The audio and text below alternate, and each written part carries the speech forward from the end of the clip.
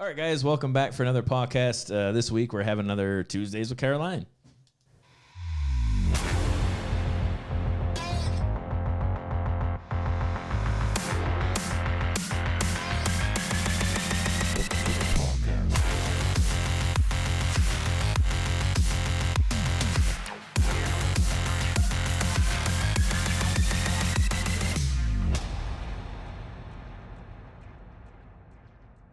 I just like that I keep calling it Tuesdays with Caroline. Even though it's not Tuesday. I think you posted on Tuesday, though. I did. Usually. Oh, did you? Yeah. Oh, nice. So, like, Ben makes it work out in the end. It's definitely not Thursday.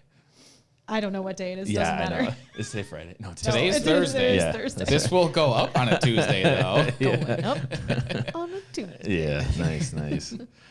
So, yeah, we actually, coming into next week, though, kind of coming off of the last podcast we did, we were talking about just touching base, of course, with Dr. Lauren, just kind of like that growth process as a, new graduate coming into a 24-hour clinic. I mean, it can be very intimidating. So, it's wonderful that we had her, Christine, and Rhiannon, willing to try that out right out of school, But again, it's kind of it's a little bit of a different perspective for you. I mean, of course, you were working part-time, but then it's, more so of here's kind of what you were feeling towards the beginning of the month when we had done the last recording. And now that we're pretty much coming to the end of the 1 month onboard, is just kind of looking at that difference in how you feel, about the onboarding process and things of that regard. But have you felt sort of like a substantial change or clarity or, because there's always new stuff to learn. So it's going to take time to learn it all. But do you kind of have that feeling that now kind of at least just being a month after the onboarding, if you feel different now than you did then? Yeah, I think so. I think just the transition itself, I had a lot of feelings about like the life change. Yeah, like, I always wanted to be a large animal vet, and I'm like giving up on my dream and whatever, and I'm never gonna play with cows again, and I had to like mourn all of that. Yeah. And also realize that like there's no such thing as like permanently shutting a door. No. Like, yeah. Shockingly, like Evan, my fiance, was like, you realize like you can always go back and do it again later if you want to. Like it's really no changes. Well, I guess there are some changes that are permanent, like right. Death, but that is a hard one to that's a hard come one back to from. undo. Yeah. But like, yeah, just a job change. Nothing is like permanent. Well, and it's not like cows are going anywhere either. Right. They're still going to be around for a while. Yeah. I would hope. I like beef. Yeah. Yes. And milk. Yeah. But yeah, so like not realizing that everything was so final and like having a chance to like get excited about jumping into this new, God, that sounds endeavor. So lame, yeah. chapter of my life. That's fine. But yeah, as cheesy as it sounds, that is kind of, so like now it's like I'm getting excited for it. Like, nice, yeah. I want to keep working on my skills and get better and do all of those things. Yeah. And one of the things that I really kind of adhere to, and I think I've talked about this before, is that the education process, primary school, secondary school, college, that kind of stuff, is it really honestly should only ever be teaching a way of thinking. Mm-hmm. And I think what we get really caught up with, probably in a lot of different industries, but of course our experiences would dictate, certainly within the veterinary industry, is it's more of like cramming the information and I have to learn these facts. Yes. So it's that like process of, you can call it critical thinking, because obviously there is a critical thinking component to it. It can be challenging to teach critical thinking, albeit maybe you can teach critical thinking, but the idea is it's that thought process. Mm-hmm. And like you said, when you have a lot of different things that are clouding your ability to get excited about something, it's like, oh, and this and this and that and that and this and this and that and that, is it can then also impact your ability to learn. Yeah. Is that if you're thinking like, oh my God, there's so much information, it's so overwhelming, there's so much I have to try to cram in, because that's what I've been doing for the last 4 to 8 years of my life. Yeah. Just cramming all this data in because I have to know it for the test. It's like, that's not a realistic mindset. Yeah. And I guess I didn't really have thankfully, I didn't really have that mindset coming in. I think I tried to embrace the fact that I didn't know what I was doing every day. So I'm just like, I'm just going to show up. Yes. And like, it's going to happen. See what happens. Yes. Yeah. Like, and realistically, that works out pretty well. Surprisingly. And Yeah. that's actually what we've talked about in past podcasts with the quote unquote problem child category. So when you look at the STAR chart and you start talking about how we, classify out different either behavior patterns or so on and so forth, it's the low performance, high potential. That's a problem child, low performance, high potential. That's what all of your new hires are. Mm-hmm. That's what going into a new job is. That's what going into school is. Yeah. Is you're going in with not the expectation that day one you're going to have high performance, but it's like, you know what? I'm going to show up. Right. I know I'm a pretty darn smart person, so I'm just going to get there and try to do my best. And I think where we do run into some problems is the curse of the hard worker, where it's like, well, I work really hard and how dare you tell me I'm not a hard worker, so it's whenever we kind of have these things where it's like, it's the kind of this self-perception of I'm so great and, I don't have anything I can learn. And I'm, that's where, again, it's not saying coming into a new team at the bottom of some hierarchy and you're going to build your way up and act humble and you do have things you need to learn. It has nothing to do with that. Yeah. It's just the expectation. Right. Where it's like, no, we have the expectation that you're probably going to do pretty damn good. Like you're here. Yeah. And more importantly then it's sort of the 50-50 job of the mentor and the mentee. So it's, as a mentor, it's like, all right, well, yeah, I can't put more work into your growth than you're going to put into your growth, but I'm going to match it and you're going to match it. Yeah. So let's just show up and get the job done. Yeah. That the concept I think that you're referring to of a hard worker is it's not that you can get away with not working hard. Yeah. It's that it's the mindset, because typically what you're referring to is if somebody pronounces that they're a hard worker, typically what they're actually playing into is a victim role, because that's completely engaging the drama dynamic. Like, hey, look at me type thing. Like it's an excuse. Yeah. How dare you try to correct me on my performance? The excuse is I'm a hard worker. Right. Yeah. Whereas with kind of what you're talking about with the education system, like, yes, it does take a lot of hard work to get through it, basically. But I think an interesting thing about kind of your guys' experience versus my educational experience is you learned a skill. You learned a trade. Yeah. Yes. And I learned, because my degree's in marketing, I learned ideas. Yeah. There was some stuff that was directly applicable, but like the number, 20% of what I learned in college was useful. Yeah. Sure. There was 80% of bullshit. Yes. Now the bullshit colored everything. Yes. And in critical thinking, I have probably acquired more skills from that stuff. Like I learned how to read. I knew how to read, but I learned how to read in college. Yeah. And if it weren't for that, if it weren't for all of the things that I had to read in college, there's no way I'm here. Versus what you're talking about. You became a reader because of college. I learned the value of Gotcha. reading materials that were relevant to my current position in life. Gotcha. And since then, I've probably outread, in terms of like useful stuff, a lot of my peers. I don't read fiction content, but it's generally speaking because I like to read content applicable to where I'm at in life, which I'm always at work. Yeah. But the interesting part about that is I didn't learn a skill, but I learned the concept of critical thinking mostly out of necessity. Whereas what you're talking about and cramming information in, my brother's an attorney, same thing, especially once you get into that postgraduate or post-undergraduate world. That's typically what you're doing, at least outside of an MBA.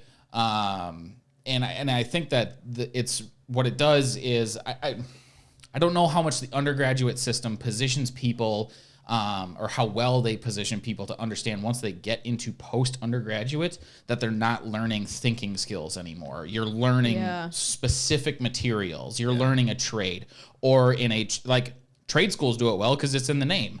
Like, I'm going to go to learn how to be a carpenter. Right. There's no mixed message in that. Right. Whereas typically your K through 12, the way that I always thought about it is you're learning how to learn. Absolutely. Like you're probably going to forget most everything that you learned, but you built the pathway of learning. Yeah. And then once you get into that postgraduate world, then it's like, nope, the pathway's built. We're not doing that anymore. Now we're gonna really use that superhighway and fill the shelves. Yes. And then hopefully you don't dump it all out. Yeah. Does that? I mean, I didn't go to vet school. Does that seem like an accurate depiction of what it actually is? I mean, yeah, actually, when you were talking about that, I was trying to think back about, I mean, it's hard to try and put yourself back in those shoes again, but I would concur. I would say that, like, coming out of vet school, you're so focused on, like, these are the facts that I know, and do I know enough? That's kind of where you fall into that whole imposter syndrome, like, loop, is you don't realize that it doesn't matter whether or not you know it, because you know where to find the answer if you don't know it. Yeah. And like, and I think that's part of what held me back from jumping into a job like this for so long, is because I was like, the very first time we met, and I think I said to you, it was something along the lines of like, I haven't done small animals since I graduated. It's been like 2 years, and like, I could never have a small animal position now because I'm a large animal vet or something like that. And Carlos just like, challenge accepted. Yeah. He's like, I think your exact words were, I can teach you. Yeah. So like, yeah, we do like get really hung up on trying to learn all of the facts and all of the skills, and how do I place a catheter, and how do I do this, and how do I do that? And it's like, So then my question then is, and I know it's been longer for you than it has been for Caroline, but you're connected with it, and we understand the way that the curriculum works. Yeah. Is that a flaw of the postgraduate education system? Like, or should it still be constructing the pathways of just finding knowledge rather than the actual acquisition? Is it leaning too hard one way? So yeah, that's actually a really, really good question.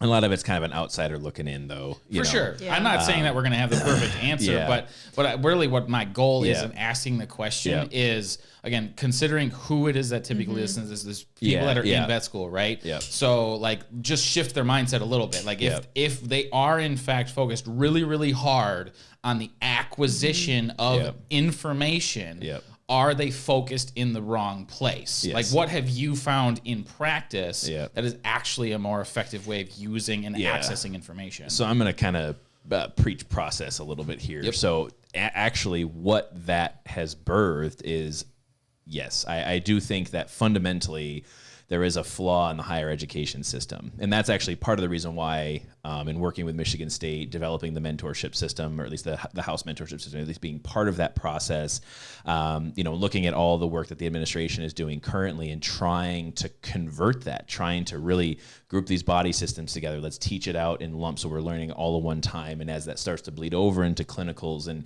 seeing how all these things relate together, as there is some change that's starting to happen. And that's kind of, for us at PAW, what we ended up doing. We created our own education system. We said we have 4 tiers to it. It's like, all right, tier 1, let's just get the basics out there.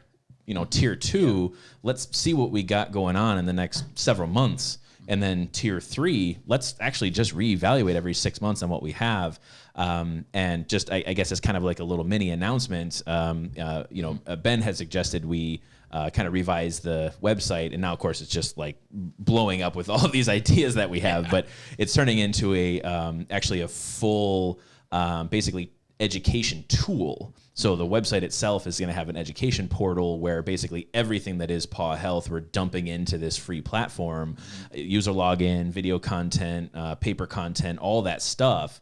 But the idea is, even now that we're making videos for our education portal, it's like, let's just go day 1. Yep. Let's just look and focus on those fundamentals. Yep. So when we start to talk about how is the education system, the changes that they are trying to make, and is that fundamentally flawed, and or how is that preparing students, it really comes down to what we would interpret as being day one ready. Mm-hmm. So it's the definition then becomes, well, what is day one ready? Yep. So is day one ready mean you have a bunch of crammed facts, right, or is day one ready I have an appreciation of what the job actually entails and requires, and this is a job that I can grow into. This is a profession and industry I can grow into. Mm-hmm. So it becomes very challenging, because then you still have to have a metric by which people can be like graded. Mm-hmm. So if you have a process that then is kind of reverting the other way, where it's like, well, we need you to learn all of this stuff because you have to take a test on it, because that's how universities formulate how well you're doing, and that is then going to lead into whether or not you're getting internships and residencies, because we need the top of the tier, the top of the top to the top to the top to then become, residents and specialists and such. So we need that metric. But on the other hand, we want to try to make more people ready for the industry that currently exists.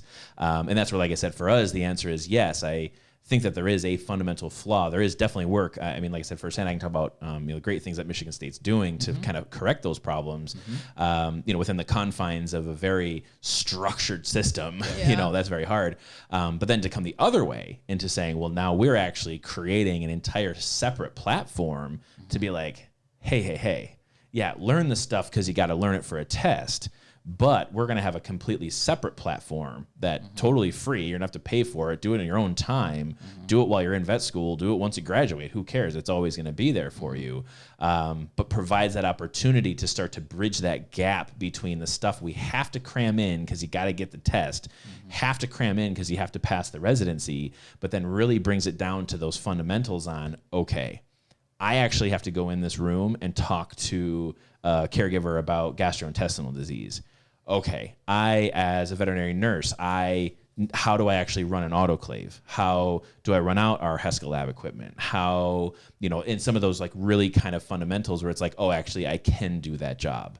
But more importantly, it's sort of these ongoing resources. So, to not completely skirt your question, and like I said, I wanted to kind of preach our process a little bit, but that's kind of what it is we're trying to talk about being the force of change. It's like we have to take the perspective that as really any industry, but again, as it applies to us as veterinary professionals, there has to be a willingness to teach and there has to be a willingness to learn, but not so much as how much can you cram, but can you follow a process to get to the answer that you need?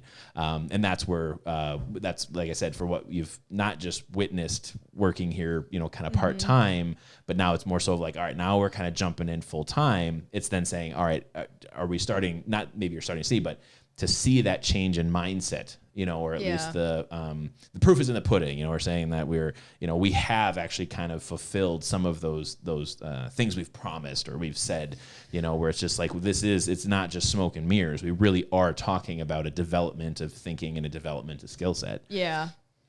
I would say yes. Like, I think I kind of like had already dipped my toe into the water because we've talked about it in previous podcasts where I've taken things that I've learned from working at PAW and started to incorporate it. Even when I was doing large animal, like I was doing a lot more informed consent than I probably did previously. So just like talking over the options with producers and like trying to do more of the education side. And what's interesting is, so I agree with you about the higher education thing. I think you need both, which is crappy because then it's like, how much time do you want to spend in school trying to learn more things? Because I do think there is a base of knowledge that you need to know, like facts. But then beyond that, you do need to learn like how to think. And I think that some of the like residencies and internship stuff that come afterwards, they flip back again. Cause then you start talking about like journal club, and like knowing where to go and find more information about cases. So they do like go back to kind of focusing a little bit more on like how to further your knowledge and where to find things. But yes, because of standardized testing and the fact that you have to take the freaking boards exam when you graduate, that's where it starts to get a little hairy because how do you set the precedent or like where do you draw the line? And what's interesting, the thing that I was thinking is you can draw that line out even further into the profession. If you think about how veterinarians have morphed over time from your, what's his name? James Herriot, like All Creatures Great and Small, it was very much a trade. Yeah. Like literally come out, do the thing, and then leave again. Like IV the cow, give the dog a shot, whatever. Actually doing the medicine part that a lot of the technicians and, veterinary nurses are doing now. Yep. And so over time, and I think large animal the reason I think about this is because this has become kind of an issue in large animal and in dairy medicine, because the focus, so we talk about being an arm, like you go out and you palpate cows, and you don't need a higher education degree to do that. But a lot of veterinarians still make their money that way. And you can't argue that it's an excuse to get on the farm every week and to do a walkthrough and like that you're physically there so that you can consult with the producer. But to some extent, and this is where like it depends on who you talk to, some people are very adamant that like that is a veterinary, it's a diagnosis of pregnancy, it needs to be done by a veterinarian. They do not want tradespeople doing it. Other people are like, I don't care. My job is to use my brain, and I'm going to try to come up with basically more ways to sell my knowledge, the things that I can teach you, the ways that I can get you to improve your business and like the welfare for your animals and that kind of thing. So like using that critical thinking and selling that instead of selling the trade aspect of it. Well, doesn't that mostly have to do with kind of the way in which you set up your practice? Oh, Because yeah. you can do it either way, like legally, Yeah. if I would understand it correct. Like if you have certified technicians or nurses, they can do all of that stuff from a legal perspective. Yeah.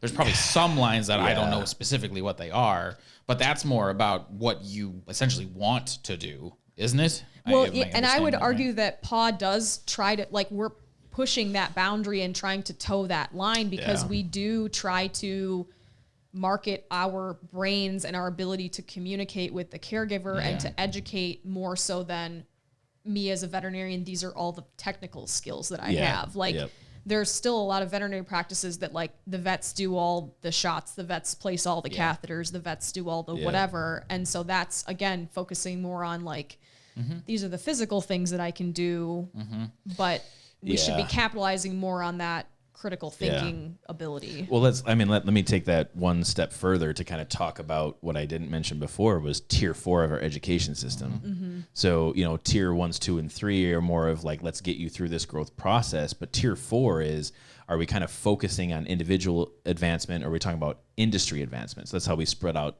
tier 4 is, are we focusing locally, or are we focusing on the bigger picture? It's not, we do that as it applies in the education system, but it's the same thing that you talk about with the veterinarians that are arguing individual medicine. I need to be the one who goes to this individual cow and make the individual diagnosis, versus the other side where it's like, well, actually we need to take a bigger herd health approach here, because if we can make the the herd healthier, then the producer has a better profit margin.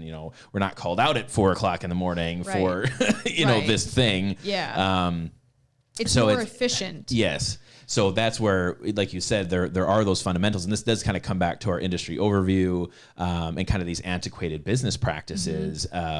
Is that I think it to me, when we say there's 3 ways, right? So there's tradition, there's corporate, and then there's PAW. Is the thing that really makes me, I have a hard time understanding tradition. I understand it's there. My big thing is I'm only so great because I stand on the shoulders of giants. Like I really do respect those who have come before me, but it's like there aren't a ton of large animal veterinarians to say I need to be the veterinarian that's going to be doing the rectal palpation on this cow. Like, I'm sorry, but you're going to retire one day. Right. And if we have veterinarians that as an industry are being taught more so on herd health, herd management, business practices, those types of things, then we need to consider a different method by which we are obtaining that individual-based medicine. Yeah. Also in areas where it isn't happening and or where you have herdsmen. Right. Herdsmen are actually doing the job. Right. And it's like, well, we have or blood testing. Like you can Sure. do it off of blood and milk testing now. And like I said, it's like what's the thing about stepping over a nickel to pick up a penny? Oh, that's the whole like thing is like you're trying to like hoard the like, oh well, only we can do these things legally because we need to be able to do them to make money. Yes. And so yeah. And that's so then what ultimately ends up happening is those businesses phase out. You know, I mean, with time. So either you have associate veterinarians that were working there and they're like, this isn't actually kind of what I was thinking that this should be, right? I'm not using my brain. Correct. Like why am I still putting so much time and effort into this to just be a body? Yes. I want to use my mind Correct. more. Yes. And the like, the frustrating thing is like, sometimes you get this whole like, well, you need to put in the time. You're the new grad. Yes. So you need to earn their trust. Yes. So you earn their trust by like going out and doing the physical tasks. Right. And then when you're there, you're like, oh, by the way, I saw this and I had some thoughts about it. Like, what are your thoughts? And so you need to like. But the way, so I get, so what they're saying is the way that you're going to earn a tradesperson's, because a farm is a trade, right? Yeah. Well, The way you're going to earn a trade person's trust is by performing a trade that they respect. Yeah. That's what they're saying. Like, you're going to build that relationship through showing your hard work. Right. Yes. And what you have to do in this, and I think this is a part of that war of attrition that is always being fought and is most of the time silent, is the people that you're going to develop the best relationship with what you're hoping to do and using your mind and educating and, you know, bigger solutions essentially, is you're going to have less clients because you're not going to earn the trust of the guy that is expecting you to palpate every cow that's in and his herd. doesn't care about anything else. Right. Right. Yeah. But the ones that land are never going to get rid of you. Yeah. Because if they understand what you're trying to do from an education perspective, you're the only vet that they're ever going to trust ever again, because you're looking at the whole picture. Yeah. And you'll probably have a fewer in grand total, but it's what we were talking about last time. You go from shallow and wide to narrow and deep. Yeah. You're still going to end up with the same general revenue structure at the end of the year. And yes, you have technically from a business perspective, it's higher volatility, because if you lose one, your net loss is greater. But overall, the amount of work that you have to do in a narrow and deep is way, way less. And you also have to deal with just less bullshit, pun intended. Yeah. Yes. Nice. Correct. Nice. Yeah. I think the frustrating thing for me specifically, like this is no reflection on anyone else, but just the fact that, one, I had changed jobs a few times, so I never was at a practice longer than 2 years. So it's like, as soon as I was starting to earn that trust and like make the transition, well, my one job, we were just far too busy doing all these tradespeople work to actually get into the like using your brain aspect. But it just like, it's like starting over from day one. Every new job, it's like, you got to re-earn the trust again. And coming out of school, the focus, at least like in dairy medicine especially, the focus in school is like the big picture. Yeah. The herd walkthroughs, like looking for problems, doing the consultations, trying to come up with protocols. Like that's what they're trying to teach you, is like how to use your brain. And then you graduate and it's nothing like that. So I think my expectations for where I was going to be at this point in my life were different than how they were. And I was just like, well, there would be concessions on geography. So to say, you know, I was really, you know, I was taught that I was really going to use my brain, that I was really going to, get this. And it's like, well, if you're comfortable going to a large scale operation and you're there for your brain, well, you can find that. But it's like, are you going to find that in like rural Minnesota, rural Wisconsin, you know, rural Michigan? It's like, it exists kind of, but not like Montana, Cali, you know, where you have some of these much larger, you know, beef operations or, you know, dairy operations or, you know, whatever it is. So that's where, like I said, there's geographic concessions, and it has to be like, am I willing to sort of make that jump? But I think part of actually where your passion had come from was actually trying to have that type of a mindset and operation in the small scale to help the small time farmer and to help these small families. So that's then where, and that's something that I like conceptually as well. I'm anti-imperialistic. I really don't like the idea of large corporations. I like the idea of money staying local. I like the idea of, growing the family, growing the household, stability, that kind of thing. But then it's a matter of, do these individuals that I am passionate about helping, these small-time producers, do they really understand the game that they're playing? And this is Simon Sinek, right? Oh, so, yeah. Yeah, Yep. so the infinite game. So it's the idea of like, do they really know where their business is going? Do they really know the industry changes that are happening? Do they really know what's happening on the West Coast? Do they really know? And is it, are they just so like, small town Wisconsin where it's like, well, I've actually never been out of this zip code my entire life. And it's like, okay, this may actually be someone who have a hard time making a connection with, but if you break that seal and you can have that connection, be like, listen, I actually want to use my brain, because the more I can do that, the more I can help your bottom line. Let's just find someone who can run out all these palpations for me. Right. Let's not do that anymore. Let's not me be the arm. Is that something you are comfortable with? And that's where, for us, of course, we're using a large animal example. But for us as a business, we were nights and weekends. Yeah. So for us, we had a business that was operating nights and weekends.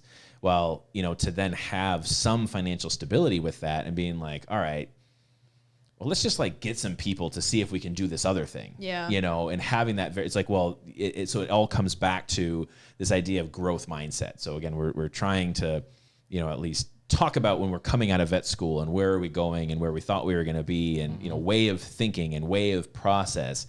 We're just giving different examples of saying like, well, if you're in an environment where you can learn, but more importantly, if you yourself have a growth mindset, it's the same like you said, like you said, Evan had said, well, you can always go back. Yeah. It's kind of the same thing when you look at these businesses. And that's why, over the years where you had been kind of like, my manager said this, or office, what was the one with the ultrasound? If you can prove to me how many ultrasounds you're going to do in a year, then I'll get you an ultrasound versus. How are you going to pay for it? How many people are you going to do in a year? And don't you isn't this your job? Right. Yeah. Or just get it. Or just buy it. Yeah. So that's actually then, been sort of my mindset is, and actually, we can talk about the advanced assessment and my flight risk, but a part of it is I'm willing to walk away from an idea at any point in time. And it's that idea where I'm committed to the idea of being the force of change. That's the big picture. So it's like we're running nights and weekends. Let's see what happens if we break out into like 24 hours. Yeah. Well, let's see what happens if, these people who at 2 a.m. don't have any wellness, like maybe we'll just do some. Yeah. And it's like, well, if it doesn't work, fuck it, I'll just throw all the vaccines away. I don't give a shit. But it's more of like, it's truthfully, but it's like you go into it with the idea of helping people. You go into it with the idea of the betterment of the industry, with the betterment of patient care. Well, and that was where I was hoping you were going to go, because here's the, I think where we're kind of leaning towards is what is essential for day one ready. In our perspective, right? Yes. For me, and I'll let you guys kind of run with this, is I'm gonna throw two ideas out there, and you've already alluded to one. One is the concept of the infinite game. Are you familiar with that at all? I know we did a podcast on it. Yeah. So basically, the example you just cited about trying and then for essentially the process, right? Yep.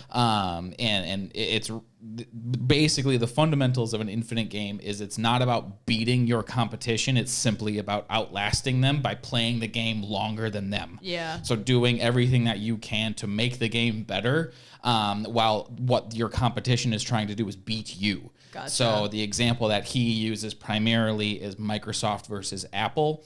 And there's a lecture that he does. It's probably the example that he uses it's every the best time. Example. He did talks at both Microsoft and Apple, and in one of their town cars or whatever, taking him to the event. At the Microsoft one, he had an iPod in his pocket, and at the Apple one, he had a Zune in his pocket when those were still around. And when he was in the car with the Apple executive, it was, hey, check this thing out. It's great in all these ways. It's way better than an iPod. And the Apple guy was like, yeah, it is. and then the Microsoft guy grabs the iPod and was like, how can we beat it? Like, and he said the exact same thing. It's way better than your Zune. And he was so focused on just beating the competition. Right. What's not in existence anymore. Right. The Zune. So it's a matter of setting your mindset and your systems simply to just perpetuate and improve a little bit every day. Yeah. And that goes to the second concept, every day that you live, you step one, you take a little bit of chaos and you turn it into order. Like, that's the way that your world That's not grows. how it works. It's exactly how it works. No, Just one little but piece. But like science says that's actually not, like, entropy it just happens. Well, right. We live in an entropic universe.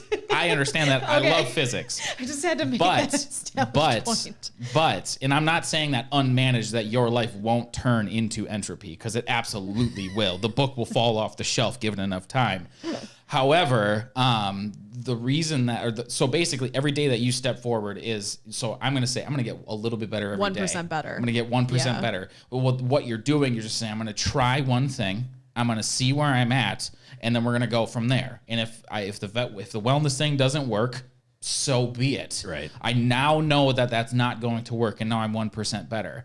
And your brain is actually set up for it, and I don't remember which one is the creative side. I apologize. But basically what it does is it funnels the thought from the creative side of the brain, which really likes the chaos and it likes putting the art together, and then it funnels it into the system side, which I believe it goes left to right. And they've actually kind of proven, like, the way in which that's why sleep is so important, because it goes into the file system, and now it's not chaos anymore. Like, your brain is able to Synthesizing information while you sleep. Yeah, Gotcha. yeah, it's pretty cool. So, like, but that's a way of thinking, and that's why I kind of started there. Is like when you're in undergraduate or pre-college education, you're learning how to transfer information into these sorting systems, or going out and finding information because you're in a chaos setting and you just don't know what to do, but you got to get enough structure to be dangerous so that the next time that it happens, you're not as stressed out. It's not as crazy. It's not as chaotic. So it's, to me, the skill set isn't necessarily about having a really full storage system. It's about having the channel to turn chaos into order in as abbreviated a fashion as possible. And if your mindset is infinite, it's way less stressful. Absolutely. Don't worry about beating the person that's next to you. Just know that you're going to keep filling the system. Right. And over time, you're going to be, it's just going to fill. Correct. And you'll just be in a better place. It's patience, it's trust, and just believing in yourself, because you've already gone through the test of knowing that you're good enough to do it. Because that's what we said. If you make it into vet school, you have the processing functionality to succeed. Like, your brain is good enough. Now know where it is that you want to go, and just one little bit every single day. To me, that's what day one ready is. Yep. So I'm going to shut up now. Yeah. I'm going to let you guys take over. But those are the two things that really stick out to me. Yeah. No, I mean, admittedly so. I can't agree more. And part of that day one ready, I think for me is part of how I try my best to catch it when you talk or some of the other doctors talk is trying not to compare. Because as soon as we start to compare ourselves to other people, and actually we had that question posed. That's what we talked about last time. Yeah. Trying not to compare ourselves to one another, but this just kind of builds upon that idea. Is it's okay, like a cliche. Oh, you're only ever, in a race with yourself, and you're only ever, those types of things. Which, I mean, they're cliches that do work. Right. But it's that same idea, like it's that infinite mindset, and being like, all right, I'm just gonna go out there and try. I'm just gonna try to do better, try to learn, try to figure out why. And so part of then when you have that infinite mindset, I often refer to as the curse of the problem solver. So for me, it's taking nights and weeks in practice and being like, well, I'm gonna make this 24 hours. Well, I tried this and it didn't work, but it's more of like, well, why didn't it work? And then it's like, okay, all right. I know it'll work. It'll absolutely work. That little part didn't work. So we're just gonna figure out why that didn't work. And then we're gonna do the next layer down. So we actually have a meeting with the Veterinary Business Management Association. Is that right? Got There it. we go. Nailed VBMA. it. Yeah. God, those goddamn acronyms. VBMA. Yeah, VBMA. We got a lecture here this next week with some of the folks through the house system down at Michigan State. Is that actually talking about strategic planning? Yep. And strategic planning is, at least in my perspective, and part of what Ben had taught me, was actually being accountable to the task to the point that you weren't emotional about it. Mm-hmm. So it was like, oh, I had these 15 things I needed to do in the last 2 weeks, and I got 4 done. I'm terrible because there's 11 that didn't get done. And it's like, all right, wait a minute. Well, why didn't those 11 get done? Well, I don't know. I can do it. Just give me another 2 weeks to get this done. That's not actually the question that I asked. The question I asked was, why didn't these 11 things get done? Yep. Oh, well, I don't know. I just had a hard time prioritizing. And okay, so now we're talking about developing an issues list on the individual on why we are procrastinating. That was actually the meme that I shared the other day where you're like, I feel like I'm attacked. Where it's like, it took me 15 minutes to complete a task. I waited 6 months to do. Yeah, Yes. that it took me 6 months to do, and I've learned nothing. Yes. You know, because I'm gonna keep doing it. Yeah. It's like I feel attacked. So it's like, so that's where. So for me, then the like I said, the curse of the problem solver is it's like, all right, but legit why? Like legit, why did you wait 6 months to do it? And it's like, were you just not enthusiastic about it? Mm-hmm. You know, so I mean, there's any ways you can procrastinate stuff off. So again, coming back to this idea of being sort of day one ready, you know, but also playing into what that means for your future career. Day one ready doesn't mean I'm day one ready for the job I'm going to have for the rest of my life. Mm-hmm. You know, day one ready is about having a skill set, a way of thinking, but more importantly, sort of playing that infinite game into being like, all right, well, I'm just going to try this and see if it works. And if it doesn't, I'm going to figure out why it doesn't work. And I don't really care if there's other people that are doing it better than I am, because this is what I'm doing right now to make this one part better. Yeah. And actually, Lauren, that was, like I had said this before, you know, a couple weeks ago, she was just like, you know, you're just so good at this, you don't making mistakes. I'm like, yeah, because I was really, really eager to forgive myself, you know, years ago when I did make those mistakes. So it's like, it's just a little bit better, a little bit better, a little bit better, a little bit better. Yeah. And that's where, like I said, you know, coming into sort of that concept and that mindset of being day one ready, that's what it sort of means to me, is focusing more on individual growth, having a growth mindset, really leaning into collaboration, really using your resources, using your education resources, your accountability resources. And that's why we said the website, of course, our education portal is a resource, you know, really using those to just keep you moving forward. And, you know, when you do have an undesired outcome, it's just why did we have an undesired outcome? If there's 15 different reasons why, figure it out. If you can't figure it out, use a resource. Yeah. You know, well, and like, just so it's maybe a little bit more of a step-by-step thought. And I know you have Carol, you've been here, you know, part-time or whatever, but for Lauren and Christine and Rhiannon too, I think one of the things that is potentially turning day one ready into a cliche is, from an education system perspective, I get it, like doing everything that they can to create functional and effective, you know, practitioners. Yeah. But the other side is, as a practice owner, what is the standard? Like, what do you expect out of, like, what is day one ready? What was the standard that was set for Caroline? What was your understanding of what day one ready here was too? I mean, I was just very clear about it with Riolo. I said, train me as if I have never worked here before. Yep. Because anything that, like, if I had learned any bad habits along the way or anything, like, this is the time to correct them. And so I was very clear about, like, that's how I want training to go. And then we did have a conversation too about, like, what are my expectations as far as mentorship goes. I really wanted to focus on surgery because I haven't had a lot of opportunity to do that. I mean, I do it a ton of time. Yeah, like, I've done a lot of large animal surgeries, but small animal wise, and that is a more technical skill. It's not, I mean, you can look it up in a book, but as far as, like, where do you put your hands? How do you handle the suture? How do you handle like tissue? That gets to be a little bit more, you need to kind of do it. Yeah. And so just being very clear and having communication between both parties. And I know you and Katie talked about that quite a bit. And your mentorship thing is like, just talk about it. Yeah. Which is totally open, for, change at any point in time. Yeah. So yeah, I mean, I guess as far as, as an employer, what you would have the expectation of a new hire, someone 10 years in the field, 5 years in the field, 5 minutes in the field, again, sort of comes back to what is the strength of our education system. So, for us, it's that tier 1 coming into tier 2. So tier 2 is a little bit different from our nurses to our veterinarians to new graduate vets. But the idea is there is a period of time where you just got to show up.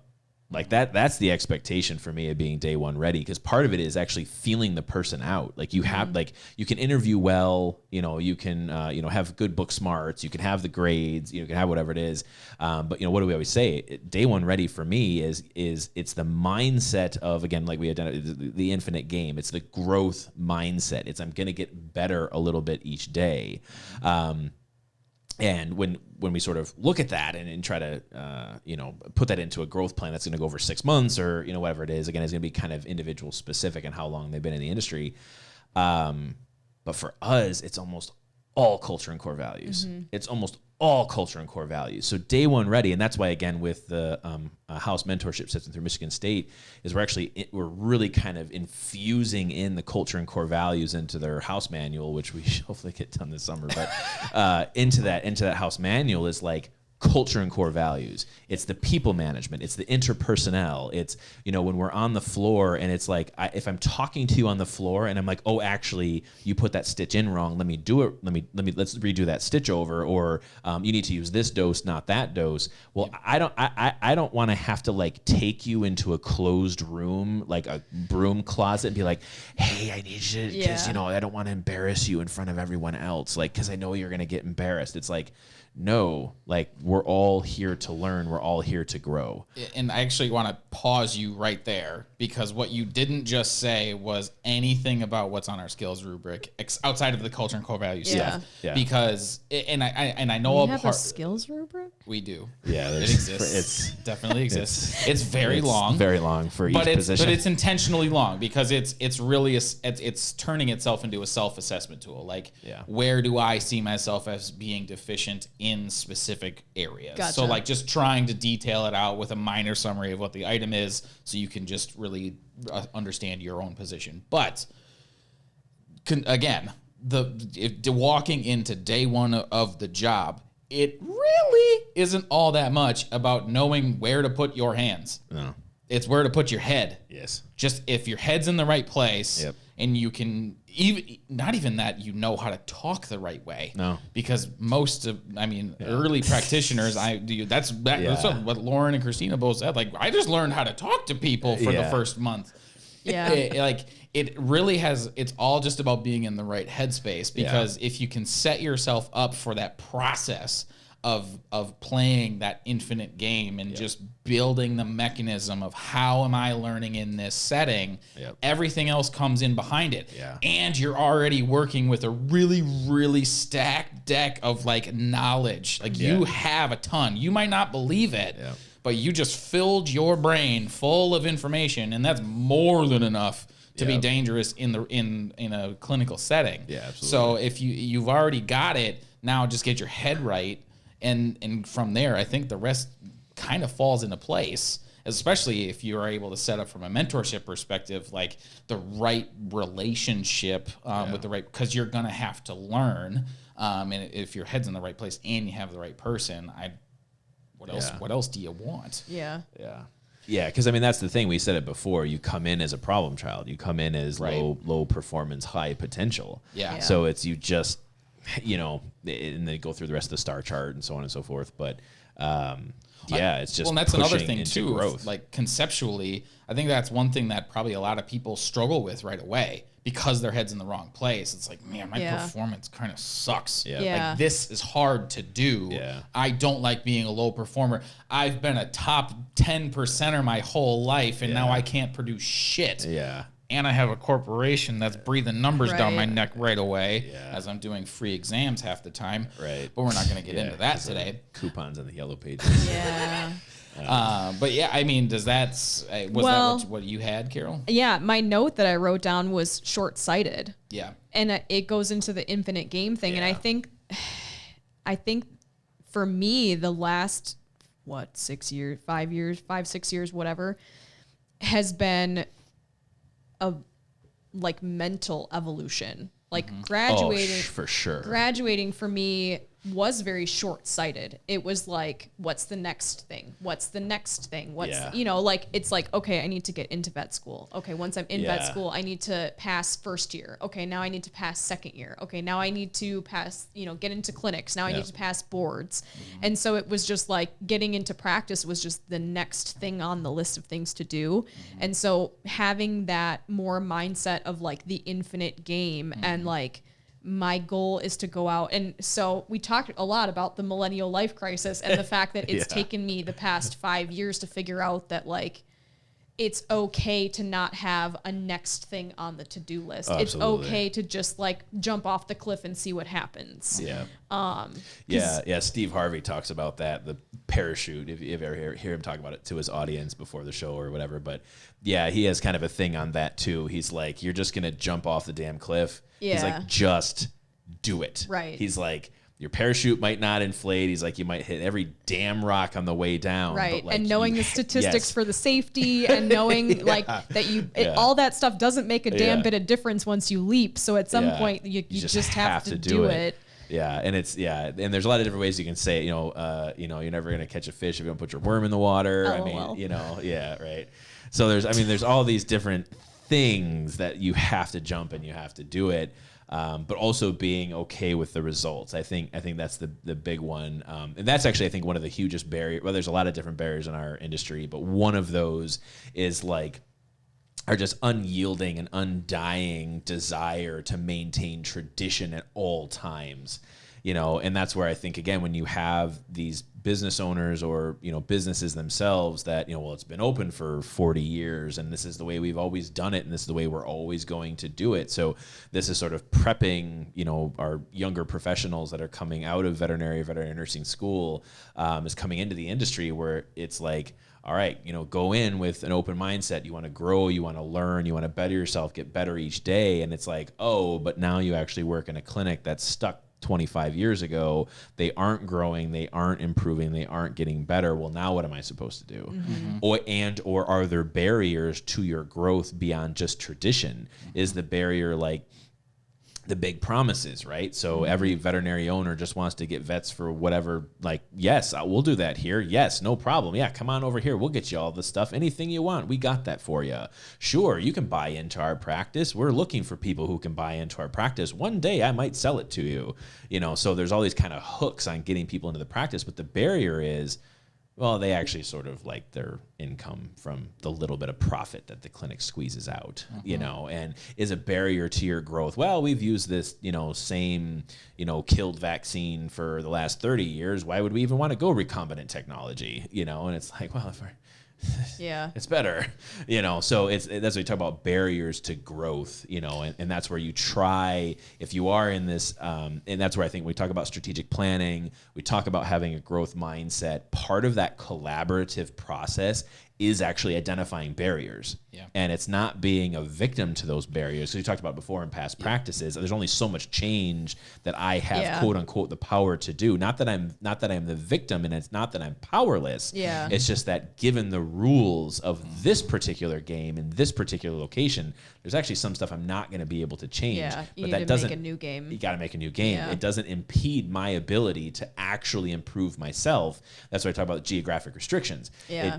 It's right here is a problem. And that's where, for us, you start to fall into these traps where it's like, well, my dream was when I got out of veterinary school, I was going to go back short-sighted. I'm going back to the clinic that I was at, and that I was there when I was in high school, and it was always my dream to work at this place and this clinic, and that's what I'm going to do. And then you just sack about 15 years into it, and then the things are unfulfilled. You're not an owner yet. You haven't profit shared. You're under the thumb of an owner. That to me is detrimental in tradition just as much as it's detrimental in corporate, where now you have a different set of rules. You have a different set of barriers that are going to cap your growth. No, come work for our corporation. We're growth, and you can work up the food chain, and you can have this, and you can be this director, and you can have a lot of fulfillment in your nights and weekends and all these things. And it's like, but again, there is a barrier. You're only going to be able to get so far, and that's okay. You may be very comfortable with that type of lifestyle, but it's a matter of, is it going against your grain? Is it going against who you are and who is up here? Not so much of, well, I always thought myself was going to have this job, but are you fulfilled? And that's why a huge part of our star chart, a huge part of our growth system is actually talking about fulfillment. And now we shove down the throat on fulfillment of serve the patient, educate the caregiver. If you do those two things, you're going to be able to revolutionize the industry and just focusing every process on serving the patient and every process on educating the caregiver. Everything else falls into place. So if we take that mindset and being like, well, as I start to plan my life, as I start to problem solve and critical think and infinite game and day one ready and culture and core values, and we just boil it down to these two very basic fundamentals on where is it that I'm going and how am I going to seek fulfillment, it doesn't really matter what you do. Because that's what you're moving towards. We're moving towards fulfillment. That's the goal that's written in stone, is I want to be fulfilled. Every other plan written in sand after that doesn't matter. One thing, too, to kind of go along with that is the concept of disagreeability.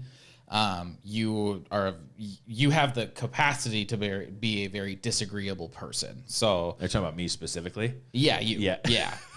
Katie also does. Like that you can approach them with a problem or like a counterpoint? No, like they as individuals aren't afraid to disagree with you. Oh, I see. Yeah. Okay. So like the way that you test wisdom of tradition is by disagreeing with it and and actually testing it rather than just believing it. But disagreeability on the in the spectrum of high to low, males are on the high end. It's like all males. Like the high end of disagreeability is all males. Well, 80% of our industry is female. So that's actually something that those that are listening or watching this, I would recommend looking into, is the concept of disagreeability, because like every person that comes through our assessment at this point has a high altruism. They're agreeable. And there's value in being agreeable. If you can play into a system that's highly functioning and really just seek to fulfill your piece in it, you can be highly successful. And I think that's kind of what you were referring to in that corporate structure and playing the game because it fits who you are. But if you're basically disagreeing with yourself, but you're not bringing it up to somebody else, that's kind of a trait that you can push a little bit more into the disagreeable side if you understand how to do it well, and you can test the water that you're actually in or outside of it too. That was kind of like where the conversations between the two of you kind of were. That's where you were at before. It's like, well, just test it. The ultrasound thing. Like being disagreeable in that setting is like, isn't that your job? Right. Like that's what being disagreeable is. Not just being like, well, you're right. I should test. I should do the whole business plan thing because it's the right thing to do. It's like, well, you can do both. You can serve the patient. You can focus on educating the caregiver, and you can be a part of a system, but also you kind of have to stick up for yourself. So just to yourself in some circumstances. Right. Yeah. Well, and I've always been like, thinking back, I've always been the loud kid. I've always been the kid who's like, I have a question. And it's like just endlessly, why? But why? But why did you do it that way? But why? To the point where I remember, I can't remember if it was you or Annie, but I did a like, oh my God, a review process with one of the two of you. And I remember talking about you when I was working part-time, couldn't put me with certain doctors because you were concerned that me constantly asking why would make them feel less, like less confident. Yeah, because I'm not asking why because I'm questioning why you're doing it. Like, I'm not saying don't do it that way. I just want to know why, like for my own knowledge. And so I think luckily for me, my desire to know the answer outweighs my, what did you call hesitation it? Agreeability. Yeah. Like, I need to know the answer. So I'm going to keep asking you, even though it might be uncomfortable. Like, why do you do it this way? Why do you do it this way? So I think you have a point with the whole female dynamic, and it is definitely an issue where I don't know what the answer is. I think I was reading about this concept in a book that I've been reading lately about human giver syndrome. And basically there's human givers and human beings, and they talk about how like you are endless, like as a human giver, you're like endlessly making your like life and your decisions and everything you do about the human beings around you, because the human being's job is just to be and to do whatever fulfills them. But as a human giver, your whole job is to support the human beings. And so I would encourage everybody to be more of a human being and just be. What did you say in our last podcast? Fuck them. Yeah, fuck 'em. Like it's. I'm sorry, but it's okay to be selfish sometimes. Yeah, it really is. I don't even know if you can call it selfish though. Like, I mean, there are people who would. Yeah. No, that's what I'm saying. Like, I don't consider that to be selfish at all. But when you talk about talk about selfish and selfless. Right. You know, that's your givers and your beings. But it's that same idea. Like, I mean. There are times when it's okay to make decisions for yourself, and if making decisions for yourself means you have to quit a job you really thought that you wanted, or you had to change a direction in the profession because you really thought that was the direction that you were going, but it just going in that direction or working that job goes against your grain. Fuck 'em. Like, right. Yeah. Because in order for you to be 1% better, you at some point need to prioritize yourself. Yeah. And that's, I think I've talked about this a lot in PAWCast, how, for me, I went from, my fixing myself to fixing the exam room, to fixing the clinic, to fixing the community, to fixing the industry. Like, as you start, if all you are is stuck mindset wise, and you like in not even necessarily fixing the exam room, if you can't mentally get past the barriers in your own brain to be like, no, actually, I want to fix myself. I want to make myself better. That's the infectious part. That's what is magnetic. So as soon as you do start to take this stand that, no, I want to grow as a person and I want to make myself better, everyone's like, well, what, can I come too? Like, can we actually do this together? And then it's, 2 becomes 4 and 16 and so on and so forth. But that's where, again, when I start to talk about, again, day one ready and core values and, all these types of things, that's the idea, is that it is a very infectious concept to actually be selfish in a respectable and an admirable way. Yeah.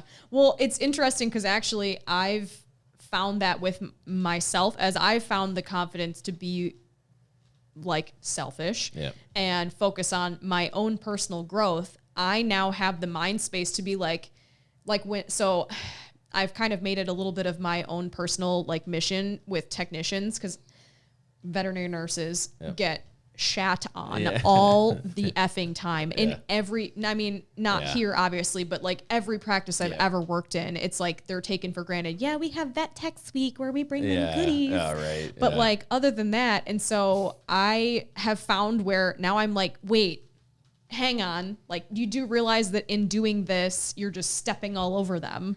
And so like the more that I'm able to kind of like ground out like this is my space and my own, I'm like, that person over there looks like they're being held back and someone should do something about that, because that's bullshit. So it gives you the confidence then to look out for other people and try and also, like you said, take them along with you and like, hey, she's growing and moving and doing things. Why can't I do that? Yeah, and they'll want to come with you. Yeah. I mean, that is the story of what Paw Health is. It's digging our heels in, standing up and saying, no, we actually are going to be the force of change, and failure's not an option. And it's like, oh, it's not an option? No, we're going to do this and it's going to work. And it's like, well, I mean, can I come too? Yeah, more the merrier. And then it's like, how did we go from 20 to 50 employees in, 18 months? Right. And it's like, and that's just, an example of growing the bubble, growing your sphere of influence. And we've talked about that before with not being the victim, and understanding like you have to, day one ready, this kind of stuff. And I will wrap it up here in a minute. But the big thing is just what can you actually affect around you, and that's affect, is what can you affect around you, and how can you make that positive impact? And that's actually where our video series starts out. It's a make an impact series. So how can you impact those around you? And like you said, it may just be, hey, that person over there is being held back, and it's like, oh, are they? Thanks for pointing the finger. I got that. We're not saying that to help those around you that you have to be a rescuer. Right. It's more of like, no, actually, I want to help this person be a creator. I want to actually help be part of the leadership and mentorship team in any way that you guys ask me to. You might not ask me to, but at least I feel better that I said something and that you're actually listening that I said it. Right. But it's having the ability to stand up and look around you. Yes. Because if your head is constantly being shoved down into the mud, you don't even have the ability to look around and see who else around you is suffering. Yeah. And that's why we put so much time into understanding that drama dynamic. Yeah. Because that's what it is. Like, is a persecutor putting your head in the mud, right? Yeah. Or if you're trying to help somebody, are you unintentionally rescuing them? Right. Are you inappropriately using the concept of trust so that you can be the victim when somebody fucks up? Yeah. There's so many things and that's why it depends on the person and understanding that concept, but really the more that you can understand the difference between being a creator and being a victim, or being a rescuer and coach is one that's probably the hardest one to balance. The better off you are. And sometimes you got to focus on your role in the moment and how you're exchanging with people and you're communicating. Sometimes you got to focus on yourself and where is my head at? Am I in a failure mindset? Am I in a growth mindset? And when good things happen, how am I engaging that, right? How am I encouraging the positives that happen? And when shit happens, how am I engaging that problem to actually solve it, rather than just perpetuate the issue? And that's another big thing about headspace. And the more that somebody can be ready to collaborate in a productive way, the more day one ready, in fact, they are. Yeah. Yep. Absolutely. Yeah. Well, I think that rounds it out. I think so. Nailed it. Nailed it. Seeing you guys thought when we started this thing, we weren't going to have anything to talk about. I said nothing. I said just start talking. True story. Ben always hits me with dude, you got to give me an idea what we're talking about. I'm like, listen, just hit the button. Just hit the button. Yeah. Just hit the John Cena button. That's fine. That's right. So, all right, guys, we'll take it out. But thanks for sticking around with us today. We'll see you next week.